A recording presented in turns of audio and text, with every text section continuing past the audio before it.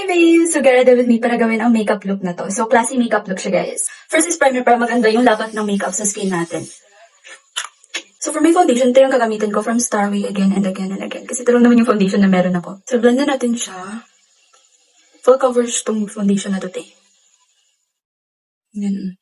Diba? So, for my concealer, yung foundation na ginamit ko kanina, yun lang din yung ilalagay ko. Kasi wala akong concealer, te. Bibili pa. Bakit? May pambili ka? So, blend na natin yan. For my kilay, ito yung gagamitin kong shade kasi parang light-light lang talaga yung kilay nila, te. Parang ganyan lang siya, te. Tapos i-brush lang natin siya. Pagkikilay talagang pinakamatagal gawin, te. Like, kasi pinapantay pa siya ng pinapantay. Just trust the process. Bahala na kung hindi papantayan basta meron tayong kilay, te. So, I'm done with my kilay and I think expired na itong ginamit ko. This one pala is from Ashley Shine. And for my bronzer, ito yung gagamitin ko. I mean, from this palette. Ito siya.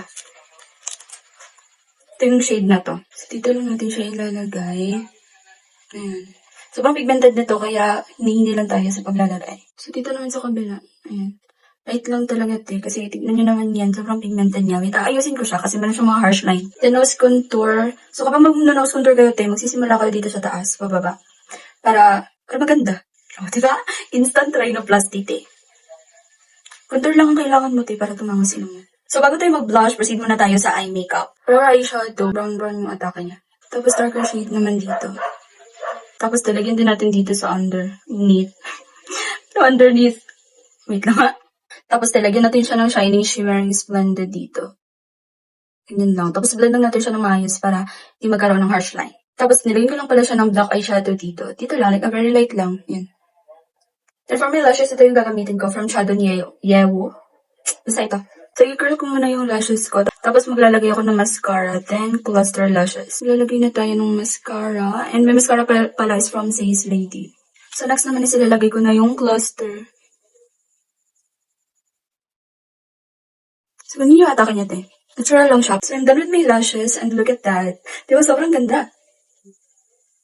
For my blush, ito yung gagamitin ko from Vice Cosmetic in the shade Always Sweet. Then, add lang tayo ng powder dito. Tsaka dito.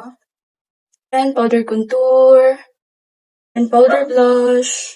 And ito yung gagamitin ko for lip liner. Ayan.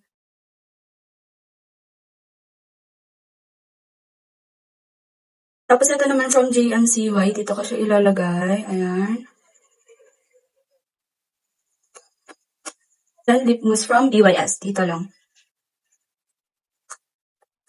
Then lastly is lip gloss. Ayan. Lagay tayo ng lip gloss para Shiny Shimmering Splendid ang atake. Then lastly, setting spray from Dazzle-E. Para tumagal ang ating makeup and anti-pollution na to, te. So I think na-achieve ko naman siya. Kaya this is the final look.